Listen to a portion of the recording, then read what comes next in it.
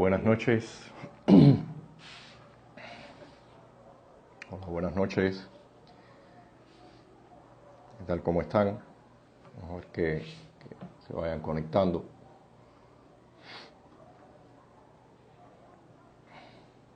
Hola, buenas noches. Buenas noches. ¿Ya tú me ves ya? Hola, hola, buenas noches.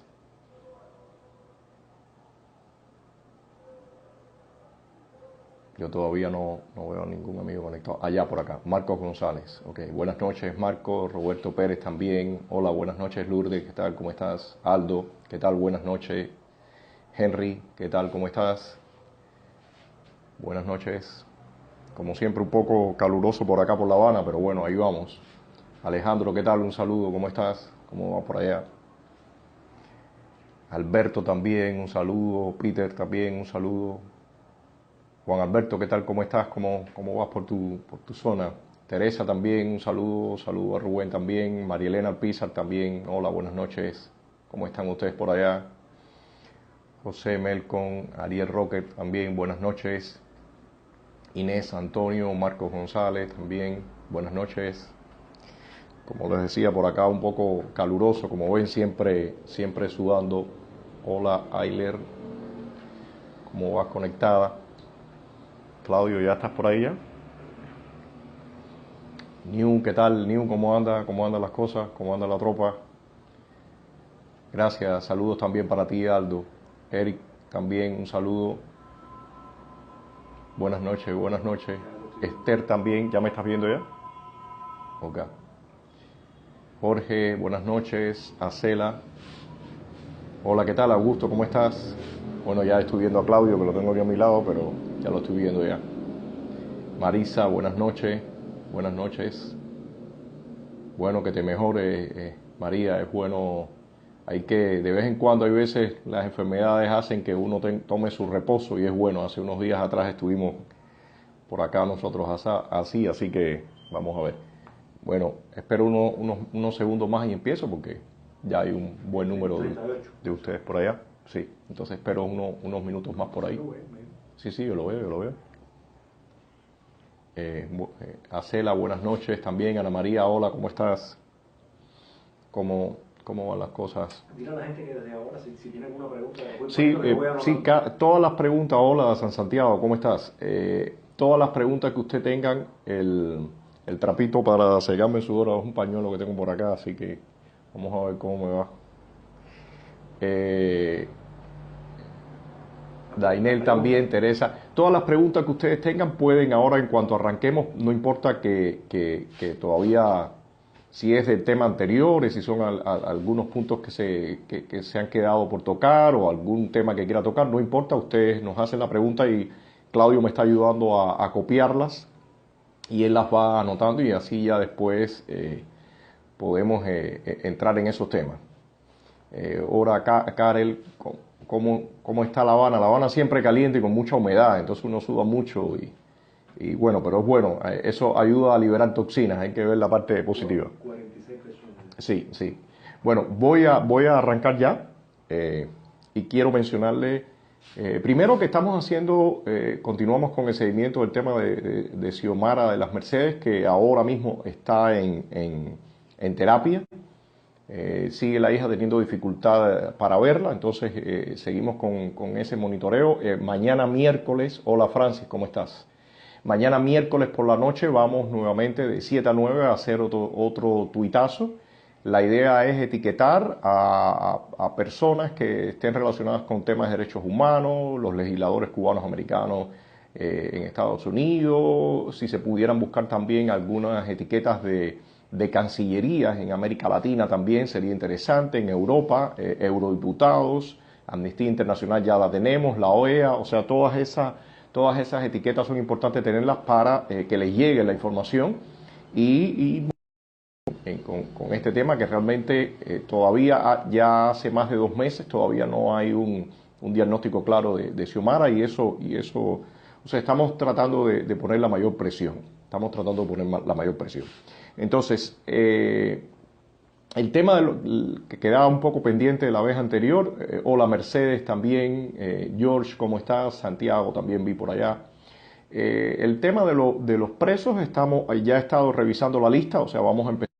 Hola, bueno, aquí estoy de nuevo, vamos a ver, esperemos que sea una sola vez que ocurra esa interrupción así tan larga, ¿no? Vamos a ver qué pasa en un momento. Ya estoy revisando nuevamente también el listado de los presos para ir trabajando ya más directo. La vez anterior ese fue uno de los temas. Y bueno, hoy quiero entrar en otra región. Hoy quiero entrar, primero amanecimos con la buena noticia del embargo, todas las medidas de sanciones que le están incrementando a Venezuela. Evidentemente eso tiene bueno, aquí sí, New lo están cortando. Vamos a ver qué tal nos va. Esperemos que se estabilice la conexión. Les decía que la buena noticia de todas las sanciones que les están poniendo a Maduro, aquí por supuesto tienen un impacto directo. Hoy ha sido en la televisión, en todos los medios, quejándose de lo que está pasando, de todas las sanciones. Por allá salió el Bruno Rodríguez, el Díaz Canel también, y todos estos individuos quejándose seriamente porque saben que una de las medidas que pueden venir no tan lejos en el tiempo es el tema de cortarle el suministro de petróleo aquí al régimen. Y eso evidentemente a ellos los tiene un poco inquietos, los tiene bastante preocupados. Y atado a eso yo veo la medida o la noticia que salió hoy en la mañana que la empresa Cimex y Cupec fueron y pusieron una demanda en una corte federal del Distrito de Columbia a la empresa norteamericana ExxonMobil. O sea, como ven, bueno, por otra parte Cimex and Cupec, como todo el mundo sabe, pertenece a Gaesa y Gaesa es la empresa del yerno o ex yerno de Raúl Castro, Luis Alberto Rodríguez López Calleja. O sea, ellos saben perfectamente bien que el tema del petróleo de Venezuela puede ser, no en un futuro muy lejano, ser cortado, y están tratando de evitar, con esta demanda que le ha puesto ExxonMobil, están tratando de evitar que legalmente estén vetados a nivel internacional o pese una demanda o una resolución judicial sobre ellos, y entonces se les complique aún más lo que sería la importación de petróleo. En base a eso, ellos se han movido hoy y han interpuesto esa demanda. Lo curioso y lo particular, el déjà vu de la historia, es que hoy se cumple, o ayer, que fue el día 6 de julio, ayer fue 6, ¿no? Sí.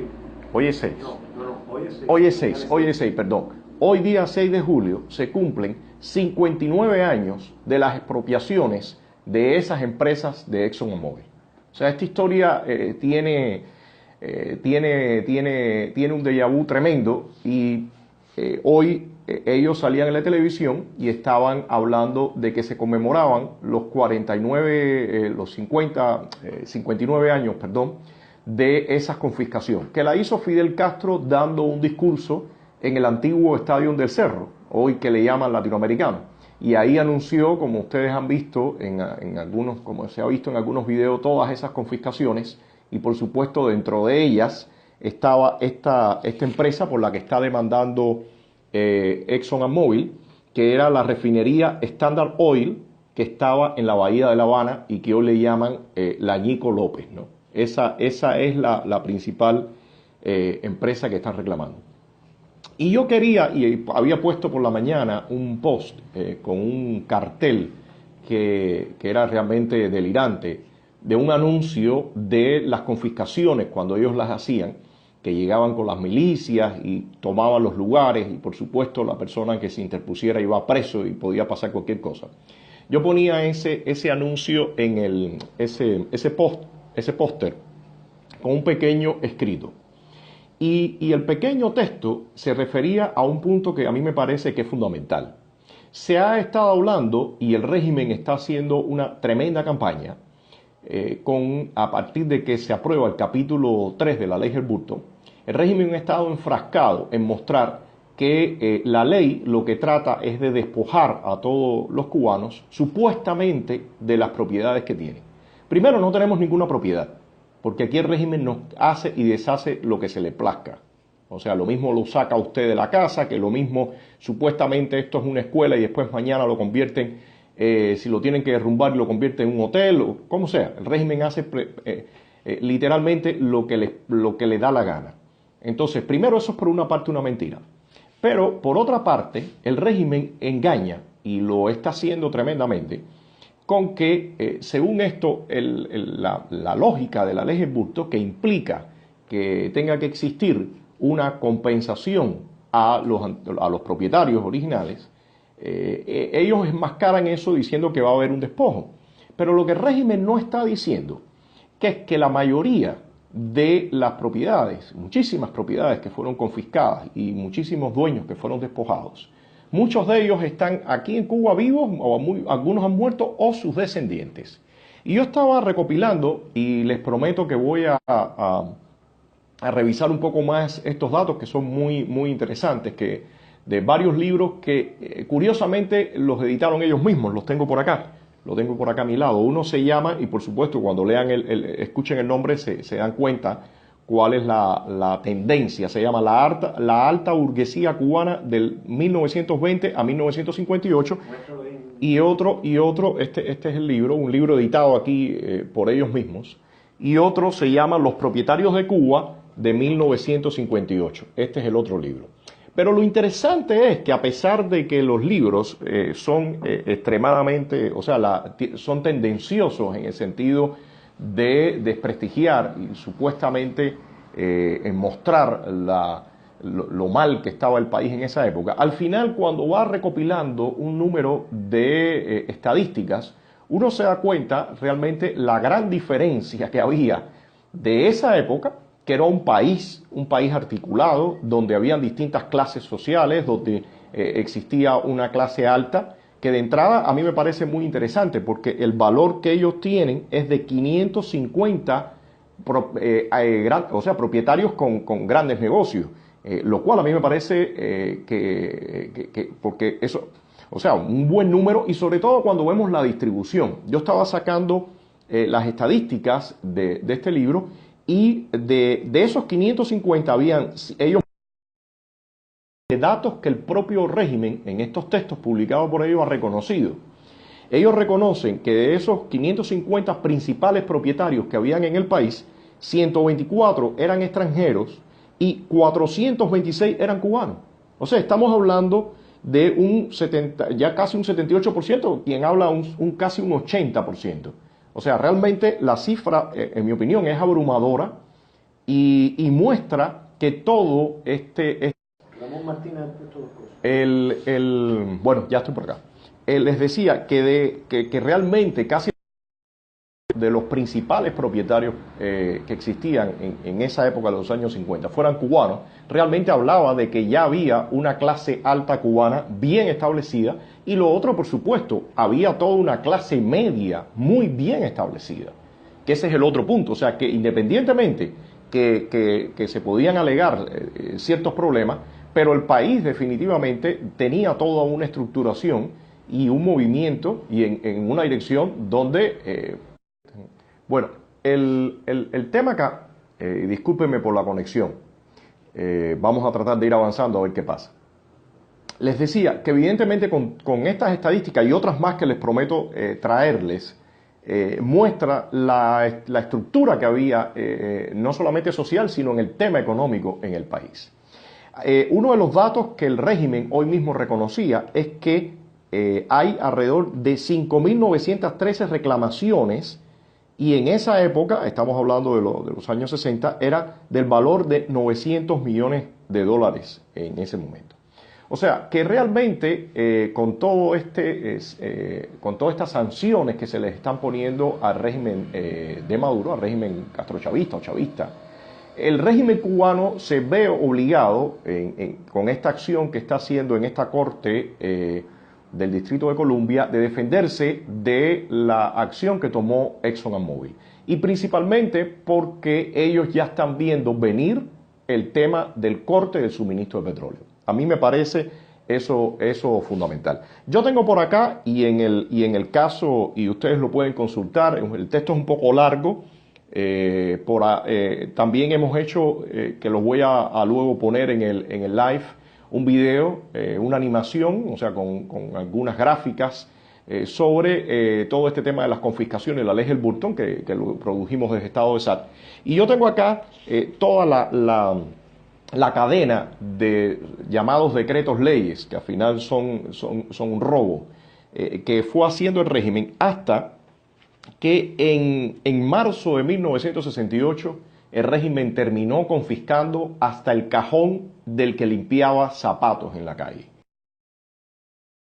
Que realmente toda esta secuencia que uno va viendo, que se las puedo poner después en algún post en Facebook, muestra el robo que hizo el régimen. Pero como les decía, no solamente el robo fue a empresas extranjeras, fue a muchísimos cubanos, que muchos de ellos abandonaron el país, pero también fue a cubanos que se han quedado acá en la isla.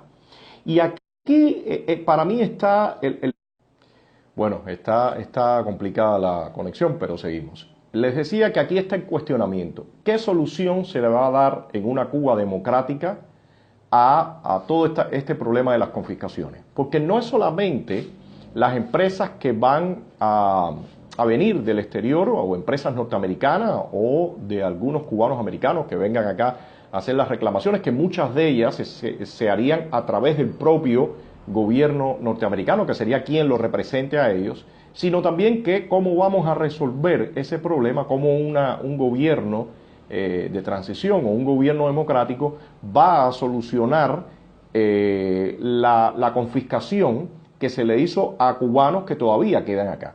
Y ahí me parece que, por una parte, hay que revisar, y es parte del trabajo que tenemos hecho, que como les digo, está en la página de Estado de SAT y pueden consultar, cómo hay que revisar, hay que estudiar cómo se hizo en algunos países del bloque comunista en el proceso de cambio, y en ese sentido, ¿qué sería más factible hacer acá en Cuba? Hay distintas variantes, y les menciono someramente por arriba, ¿no? Recuerden, bueno, acá, como les decía, un paréntesis, está todo, no solamente el tema que fue con la tierra, sino toda lo que ellos llamaron la reforma urbana, que fue un robo a mano armada de las propiedades, las casas y los terrenos en las ciudades que tenían muchísimos cubanos. Entonces, lo que les decía, hay distintas posibilidades, hay distintas propuestas que se han hecho en varios países, y varios de ellos ha sido una restitución en los casos que es posible. Evidentemente hay muchas propiedades que tiene el régimen ocupadas por ellos mismos, o de las zonas y la jerarquía también que están ocupadas por ellos mismos, que eso es muy fácil resolver ese dilema, porque con que las personas muestren que eran los propietarios, los antiguos propietarios, y bueno, existen los registros todavía de propiedad, sería fácil restituir esos bienes. O en algunos otros casos se pueden realizar lo que son las llamadas compensaciones, que no es restituir el inmueble o el bien o la propiedad, pero se puede dar ya sea algún bono, o se pueden dar algún pago, o sea, hay muchas formas, o excepción de impuestos si la persona abre una empresa, o sea, hay muchos mecanismos que se usan en eso. Otra de las vías que se usaron para restablecer y liberar propiedades también fue el tema de la venta pública directa que se hizo en algunos de estos países, las ventas a empleados, o las ventas en masa que se hizo también, que se dieron bonos para que las personas adquirieran bonos y entonces fueran y compraran en algunas empresas acciones. O sea, hay varios métodos que se han realizado. Y le digo, en otro momento también podemos ver con más calma todos estos métodos. Pero en el caso nuestro, a mí me parece que ahora, en el contexto que está ocurriendo esto del Ángel Burton, es importante que se entienda y que la gente en Cuba comprenda y que les llegue la información, porque como les decía, el bombardeo que está realizando el régimen es tremendo. Es importante que la gente acá dentro de Cuba tenga la información de que ese proceso en el que van a haber reclamaciones no solamente compete a empresas extranjeras o a cubanos americanos, sino que en un futuro democrático ese proceso también compete a los cubanos que estamos acá y a sus descendientes también. Y yo creo que eso, evidentemente, primero pone mucha luz sobre cómo va a ser el proceso. Y segundo, crea la expectativa de que los cubanos que estamos acá adentro, algunas personas que estén interesados, pueden arrancar y entrar en el mundo de los negocios, en el mundo de la libre empresa, teniendo o recuperando sus propiedades y recuperando algunos bienes o recuperando algunos bonos o el mecanismo que finalmente se implemente para entrar en ese mundo. Y a mí me parece que nosotros empecemos a discutir todos estos puntos porque definitivamente el cubano necesita, el que está acá sobre todo, los cubanos, ustedes que están allá saben cómo funciona y entienden perfectamente bien esto de lo que estamos hablando, pero las personas que están acá, para ellos quizás es un poco más complicado, una realidad más lejana, y sí es importante que le llegue toda esta información. Me parece que todo este escenario de la ley Helms-Burton, ellos que se están viendo obligados a hablar sobre todas estas reclamaciones a nivel internacional, me parece que le pueden dar mucha luz al cubano, a las personas que están acá dentro de la isla. Y hay algo que es muy curioso, e incluso a mí me daba gracia.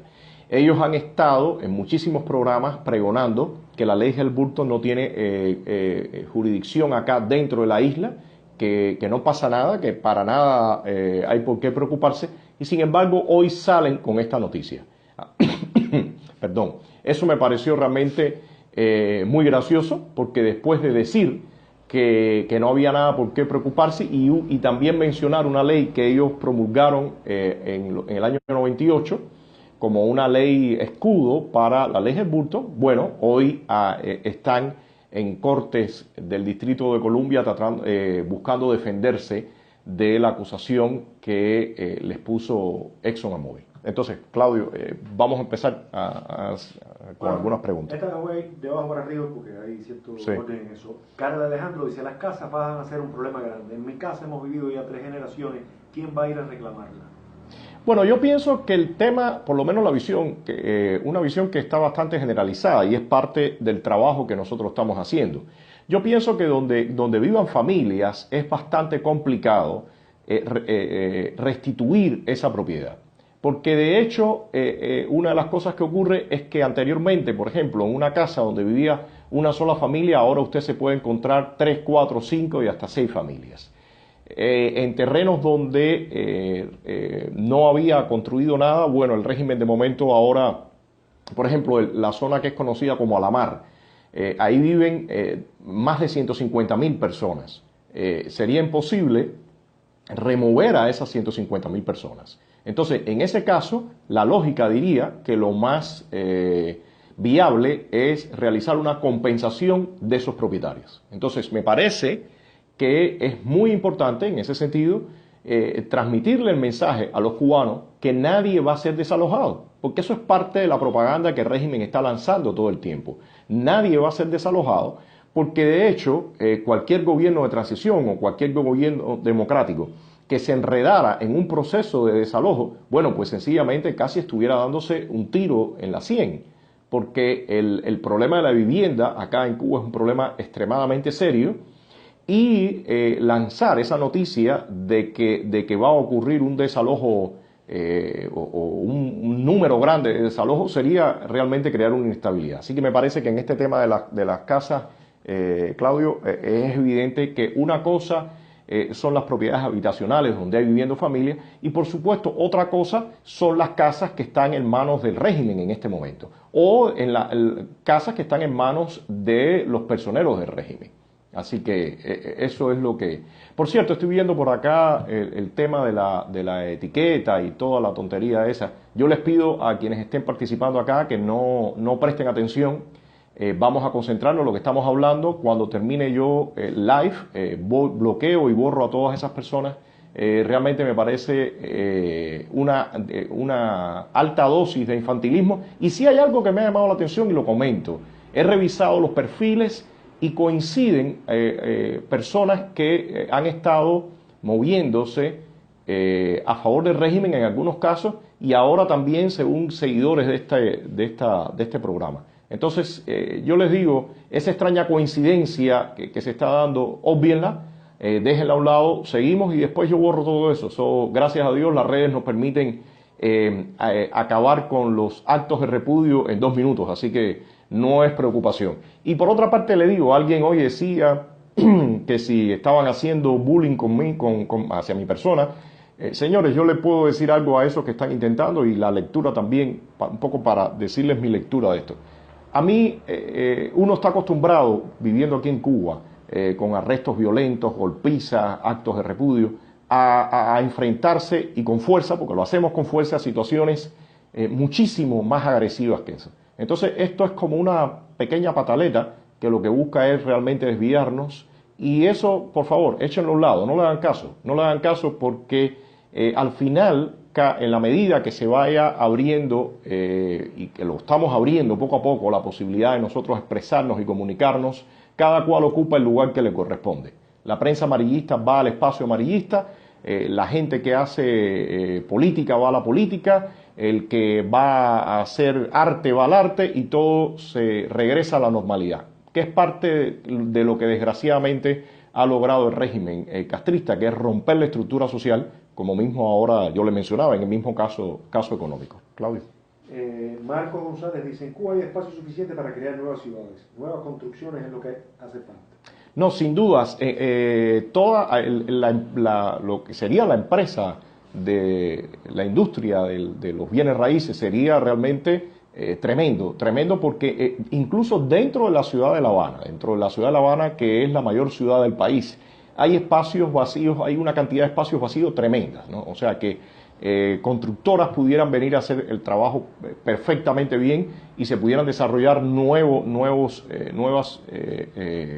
barrios, zonas residenciales con una facilidad tremenda. O sea que por eso yo les digo, las soluciones hay miles y sí hay que mandar el mensaje muy claro a los cubanos de que toda esta propaganda que hace el régimen de que van a ocurrir desalojos, todo eso es falso, todo eso sencillamente no tiene sentido porque el potencial que tiene el país en cuanto a constructivo, en cuanto a la industria de la construcción, en cuanto a construir viviendas y todo esto es tremendo. Así que todo eso es un gran absurdo que el régimen usa para frenar el cambio en Cuba. Teresa Castro dice, cuidado que algunos representantes de la tiranía que vienen a los tribunales aquí en Estados Unidos al final no terminen pidiendo asilo en Estados Unidos. No lo dudo. De hecho, y eso me parece muy interesante repetirlo, esto que vimos en Venezuela de que el jefe de la inteligencia, ya van 2, primero el que era de Chávez, que quedó por allá por España, ahora el propio que estaba en ejercicio acá de Maduro, que decide abandonar al castrochavismo. Todo eso es muy interesante en un momento, o sea, eso manda un mensaje muy complicado para este tipo de regímenes en un momento donde la presión que están recibiendo es tremendamente fuerte, ¿no? Entonces, en ese sentido, me parece que Teresa, en este momento estar ellos en ese pataleteo y tratando de llegar a lugares y todo, tiene realmente muchas veces para el régimen un doble mensaje. Puede ser un poco complicado. Claudio. Héctor Díaz Alameda dice, el capital estaba en manos de la mayoría de los cubanos y Francis Acea incorpora ese punto que incluso la mayoría de las propiedades de los norteamericanas están siendo compradas por muchos cubanos. Sí, de hecho hay un caso acá que le quería mencionar, que había marcado en el texto, y es de los bancos. Acá viene una relación de distintos bancos y escúchenme lo que les decía, este es un libro que está hecho por los castristas. Entonces, finalmente, lo que trataban es un poco de desprestigiar, pero realmente la propia información que están dando es información extremadamente valiosa para darse cuenta toda la estructura económica que se había venido desarrollando durante la República. Entonces, En el primer puesto está The Trust Company of Cuba, un banco que estaba fundado en el 1905, viene acá la relación, y dice que el presidente era Agustín Batista González de Mendoza, miembro de la familia Falla Gutiérrez Bonet. Entonces, el banco estaba ya considerado como cubano, no tengo todos los datos acá, ellos lo dicen, y supongo que es precisamente porque los mayores accionistas, como en este mismo caso, quien estaba de presidente del banco eran cubanos. Después ya hay otros bancos más, está el Royal Bank de Canadá, The First National Bank of New York, o sea, hay una serie de bancos, pero también está por acá el Banco Núñez, y los montos, el primer de Trust Company of Cuba tiene 187 millones de dólares, el Banco de Canadá 124, el Banco Núñez tiene 76, el Banco Agrícola Industrial tiene 39 millones de Cuba, el Banco de los Colonos, el Banco de Fomento Comercial, o sea, había toda una serie de bancos que eran cubanos, y que estaban entre los 12 principales bancos que habían en la isla. O sea, estamos hablando de que realmente, como les decía, había una estructuración económica que daba la idea, y solamente construido en 50 y tantos años.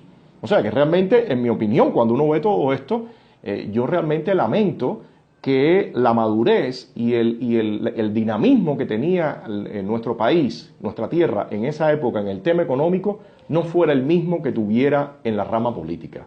Eso realmente es muy lamentable, porque después de construir todo eso que se estaba construyendo, cometer los errores que cometimos como nación, y que llegara un individuo como Fidel Castro con su grupo y pudiera hacer lo que hizo, realmente es muy lamentable, es muy lamentable.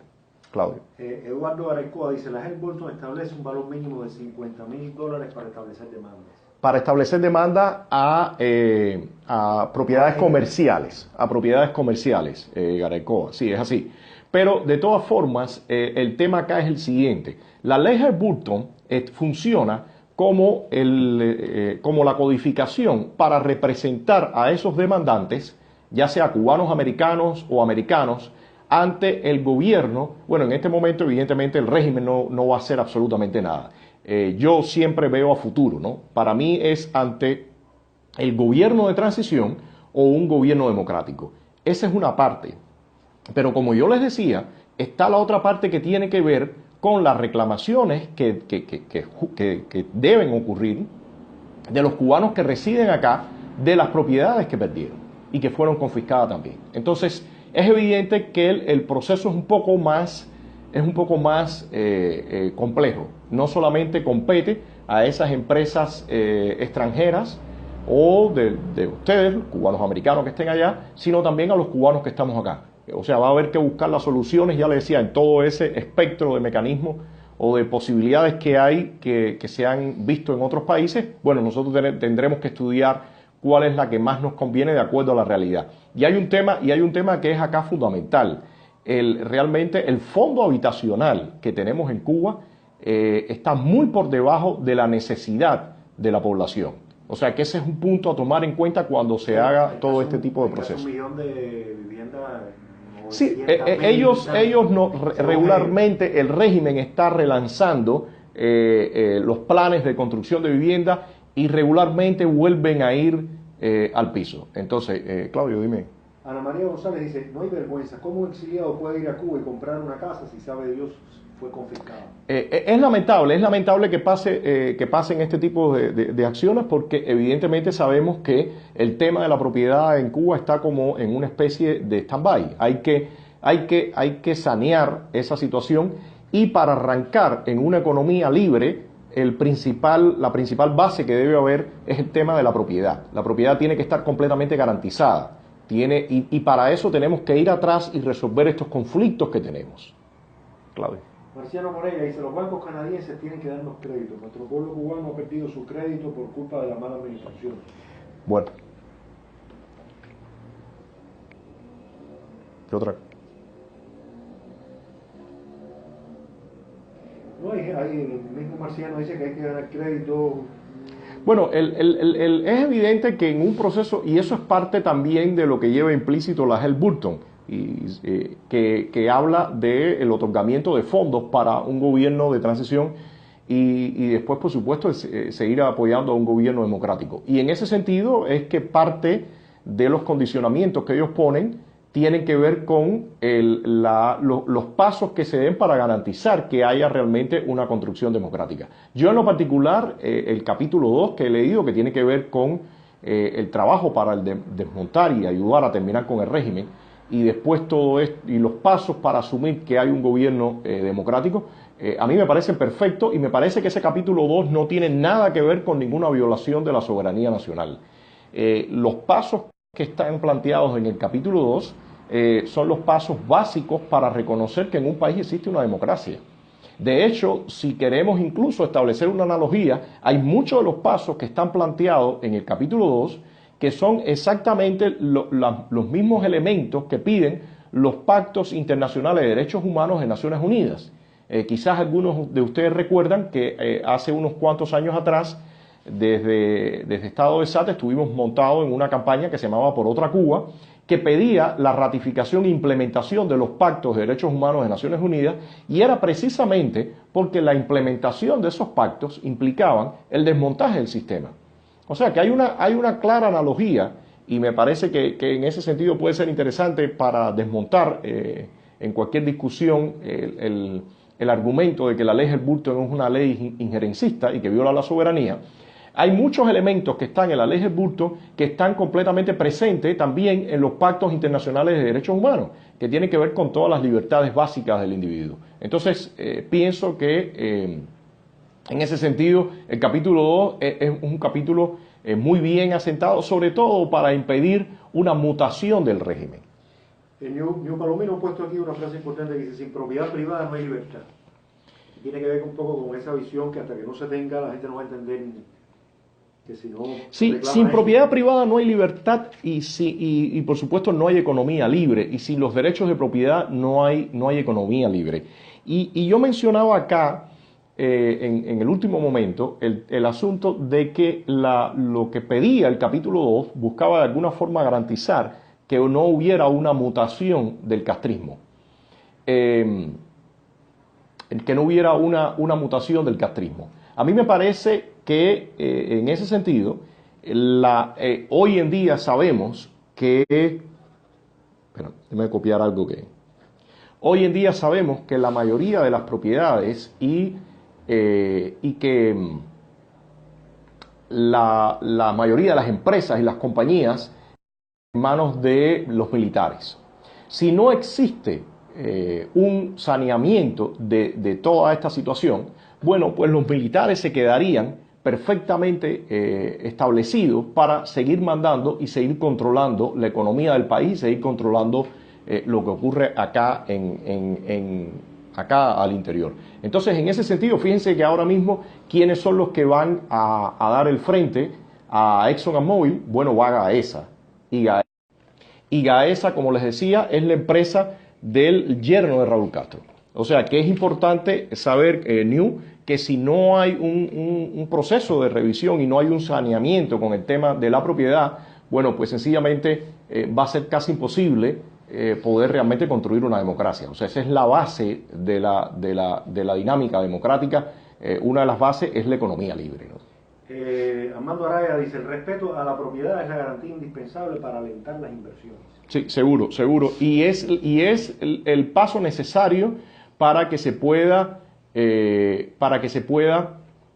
establecer o sea, las reglas claras entre nosotros mismos los cubanos. O sea, ese es un punto que es fundamental. ¿Cómo vamos a resolver este problema que tiene que ver con la propiedad entre nosotros los cubanos?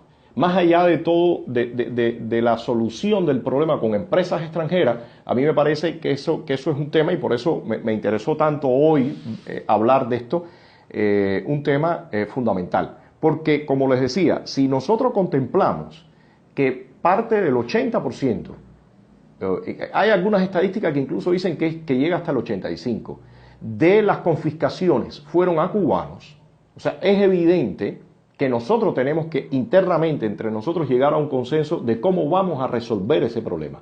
Y yo por lo menos tengo una visión. El régimen usa este tipo de desinformación y propaganda para frenar el cambio. Nosotros tenemos que ser capaces ya de ir lanzando un mensaje claro al pueblo cubano, a la mayoría de la gente que no está muy informada, de qué es lo que espera del lado de allá cuando saltemos a la democracia. Yo creo que eso es fundamental. Yo creo que es fundamental que todos estos temas y este tema tan básico, este tema de tanto peso, lo podamos discutir para que la gente entienda de qué se trata. Ramón Martínez dice, ¿qué crees del embargo a Venezuela anunciado ayer por Estados Unidos? No, yo creo que todo esto está cerrando el cerco, tanto al chavismo como al castrismo, y evidentemente de ahí que se estén moviendo como lo están haciendo. Como les decía, no veo ninguna casualidad en que sea precisamente Cimex y Cupet quienes estén hoy defendiéndose frente a ExxonMobil.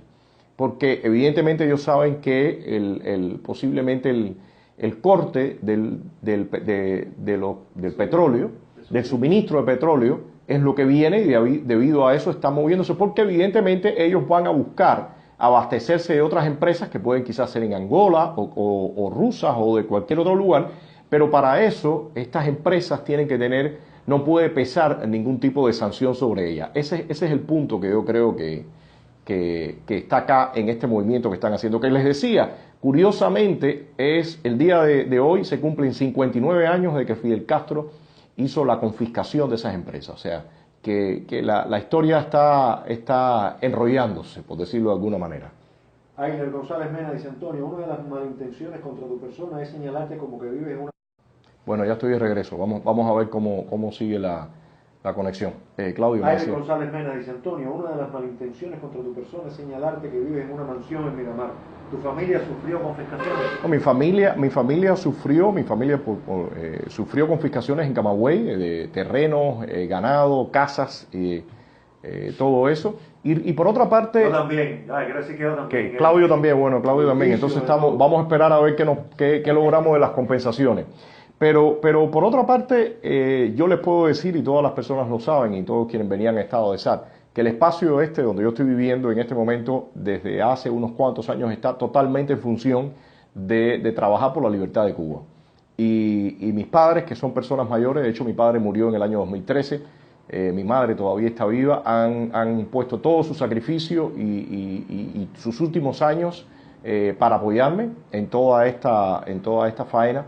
Y todo esto, toda esa campaña, lamentablemente, lo que está buscando, y hay una confluencia, como decía ahorita, entre la seguridad del Estado cubano y algunos actores que están fuera de la isla, que según esto deberíamos estar empujando para terminar con el régimen, y sin embargo parece que les desagrada mucho cuando se habla del tema de todo el apoyo que necesita la oposición interna y todo el trabajo que tenemos que hacer. Sí, mi familia perdió, por ahí tenemos toda la documentación, como decía acá, como se ve acá, miles y miles de cubanos de clase más alta, clase media, perdieron todos sus bienes y eso en algún momento va a tener que ser resarcido para que el país pueda nuevamente arrancar. Eso me parece que es básico y de cierta forma esa es la idea básica de este live. Claudio. Ramón Martínez dice, John Bolton habló hoy en la OEA sobre las nuevas medidas a Venezuela. ¿Qué opinión te merece? No, a mí me agrada ver que el gobierno de los Estados Unidos sigue poniendo presión. Comparto muchísimo la visión de María Corina Machado de que según esto todo el diálogo que iba a ocurrir en Barbados y todo eso supuestamente iba a lograr alguna solución. Eso no va a lograr absolutamente ninguna solución. Es simplemente tratar de ganar tiempo, que es lo mismo que el régimen ha hecho acá. Si nos fijamos en la estrategia que hubo cuando la administración Obama, vemos algo muy similar. El régimen, según esto, decía que iba a entrar en un proceso de cambio, de reformas, y al final lo que hizo fue dar algunos pasos hacia adelante, y un paso hacia adelante y después dar 2 o 3 pasos hacia atrás. Y muestra de eso es toda la promoción y la campaña que se hizo de que supuestamente el cuentapropismo iba a ser la puerta para que en Cuba se generara una clase de micro, pequeños y medianos empresarios, y ya unos cuantos años después vemos que todo ha sido un engaño. Hoy yo veía un artículo por Cubanet que decía que cómo el régimen solapadamente estaba contra los cuentapropistas, y yo realmente discrepo. No es solapadamente, es totalmente abierto lo que el régimen está haciendo contra las personas que están en el sector no estatal. Esto mismo que está ocurriendo en estos momentos de topar los precios, hay muchas personas que están dejando de vender muchos productos y veremos lo que pasa. El régimen está, veremos en el mediano plazo qué va a ocurrir, pero definitivamente hay ahora mismo una arremetida contra los cuentapropistas. Claudio. Juan Nir Rodríguez dice, si la presión externa e interna resulta ser coherente en este momento, ¿le puede salir el tiro por la culata a la nomenclatura? Bueno, el asunto, por una parte sí, por una parte toda esta presión externa crea más tensión para ellos y evidentemente las acciones que ellos están tomando crean también más presión interna. Pero como yo he venido repitiendo, la sociedad cubana todavía no está articulada y eso es un problema serio para enfrentarnos a este tipo de regímenes. Cuando se habla de las dictaduras en América Latina, la de Pinochet o cualquier otro régimen en Argentina o en otros lugares, hay veces no se toma en cuenta que en esos países los regímenes no desarticulan completamente la sociedad, no atomizan la sociedad, porque al quedar ciertas libertades, nada más por ejemplo en el tema económico, eso permite una articulación de la sociedad que para enfrentarse a esos regímenes y a las violaciones sirve. En el caso cubano, ellos lograron desarticular completamente y no hay ninguna estructura que no sea la de ellos. Y eso es un problema serio y en ese sentido, y es por eso que yo hablo e insisto de todo el debate que tiene que haber para lograr tener una clara visión de cuál es la situación que tenemos. Sí hay un descontento muchísimo mayor. La gente, hoy mismo yo veía una protesta por el tema del agua, que por cierto el tema del agua está cada vez trayendo más conflicto. Bueno, en esa protesta claramente tú ves que la gente ya empieza a rebelarse, pero yo insisto, para poder tener la opción de reemplazo, para poder tener muchísimo más pegada, sí se necesita una articulación social y en esa tenemos que trabajar y esa tiene que pasar por una serie de etapas, ¿no? Que es parte de lo que he hablado anteriormente.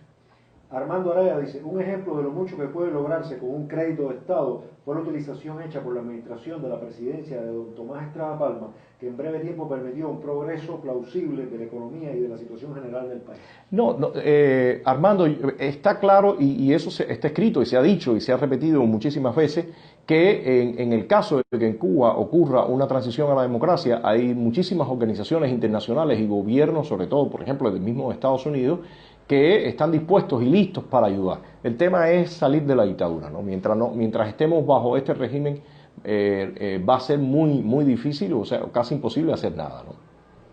Claudio. Dice Newman Palomino, es que ya la historia del cuentapropismo pasó antes. Recuerden la catedral de los 80. El régimen siempre habla cuando necesita y aprieta cuando le da la gana. Por eso es muy importante contar la historia sin descanso. El régimen es muy predecible y repite sus patrones. La gente tiene que saber qué ha pasado antes. No, y sobre todo, New, en este momento que el régimen se siente contra las cuerdas, él siempre actúa tratando de aplastar cualquier tipo de iniciativa privada. Y eso es lo que está haciendo en este momento. En este momento ellos habían soltado y le han agarrado miedo a la independencia que pueden tomar los trabajadores no estatales o los cuentapropistas, como los llaman ellos. En un momento de crisis, este tema este punto de topar los precios realmente está llevando a un callejón sin salida. Por acá había una persona que me comentaba que cómo se puede colaborar con nosotros. Bueno, hay diversas formas. Una es ayudarnos a distribuir toda esta información, todos estos programas que estamos haciendo. Hoy empezamos a sacar otra serie de cápsulas. En esta semana, por supuesto, sacaremos más materiales. Pero también la persona que desee colaborar y ayudarnos monetariamente tiene la posibilidad de visitar la página nuestra, que es estadodesats.com, y ahí puede hacer algún aporte. Repito, y no me canso de hacerlo, cualquier tipo de aporte que se haga, $5, 10, 20, 30, 40, 100, 200, excelente. Cualquier aporte que se haga, sí, Ramón Martínez. La forma de colaborar es esa que te comentaba. De todas formas, puede ser distribución de la información con algún apoyo, o también, si desea, podemos hacer contactos por interno, por Messenger, y por ahí hablar a ver cuáles son tus posibilidades. Por ejemplo, para nosotros es sumamente importante algunas veces recopilar datos, recopilar información para realizar nuestros trabajos. Quien pueda ayudarnos en eso, para nosotros también es un placer. Hay muchas formas de colaboración. Lo importante es hacerlo y en ese sentido, bueno, por acá estamos nosotros. No, la gente está hablando que están muy buenas las cápsulas, todo el mundo ha estado al tanto de cómo pueden donar. Ok. Entonces, bueno, este tema de las propiedades tiene mucho más. Yo quisiera después hacer otros programas para hablar de algunos mecanismos que se han usado en otros lugares, un poco hablar de la situación que hay acá interna. Les decía que sobre toda la situación, y por cierto, aquí tenía un dato copiado que me parece interesante de leerlo, y es que dicen que la confiscación, la justificación que dio el régimen para confiscar la refinería, que está ahora bajo disputa, fue porque se negó a refinar petróleo ruso. O sea, ustedes se imaginan que en plena Guerra Fría el régimen quería obligar a que esta refinería norteamericana refinara petróleo ruso. O sea, evidentemente eso lo hicieron para robarle después la propiedad y es parte de esa historia reciente. Entonces, bueno, yo creo que voy parando por acá.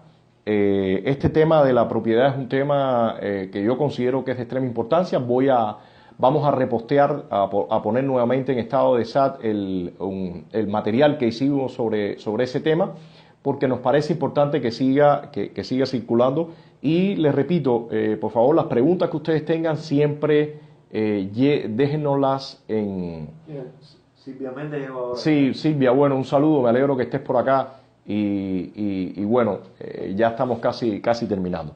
Les decía, las preguntas o temas que deseen tocar también, les agradezco que nos los dejen aquí en el live, como comentario, para retomarlo y bueno, en el otro programa o en la otra serie hacerlo. Entonces, le agradezco a ustedes y como le digo, dejen a esos muchachos que están un poco inquietos y molestos, no tiene mucho sentido. Ahora cuando terminemos yo los borro y bloqueo a todas esas personas para que no estén molestando.